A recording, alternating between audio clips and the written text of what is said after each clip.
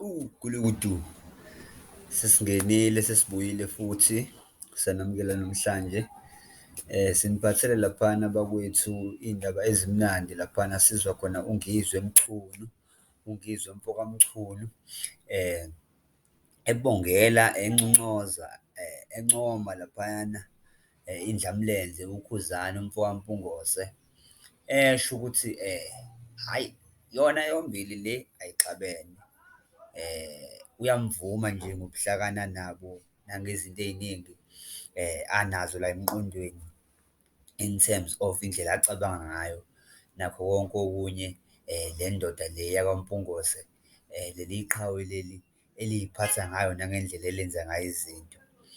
Asingapholisi maseko-ke bafowethu, angidedele yona i-voice note niyizwele laphana uNgizwe Mfoka Mchunu ebonga enconcoza izandla yidlula ikhanda.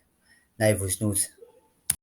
Swahili ziyobonakala ngombala ngeke mina ezaluswa yimi ubone ihlala bagoba babuzo khohlwa uyoyicinga mfana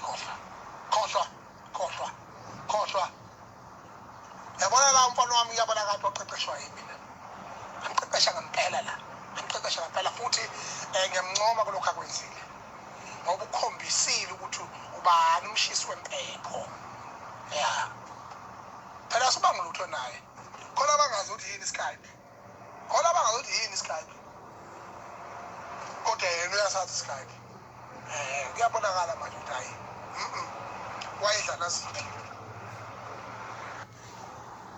kuSkype akusenkandlo lwabishi kukhuluma izingisi kuyahluleka kube ezulwini kubuyele esiNgisini kubuyele ezulwini ungasazi noma kuwumkhulumeli wenkandla noma kuwumkhulumeli womaskandi noma kuwumkhulumeli wani we-coronavirus ukuleva nje impondo lindwebile lwabishi usile udoti yabo umfana lo ngiyamncoma kakhulu ngento ayenzile he's done very well and obviously he knew who to choose amongst all artists so that he can be a lead on that group. Automatically he become a superior amongst all of them. Hey, he's mad, eh? That's why he's the one who's skyping and who's representing all of them because they are average and he's superior. Wow. Because in this world, it's a survival of the fittest.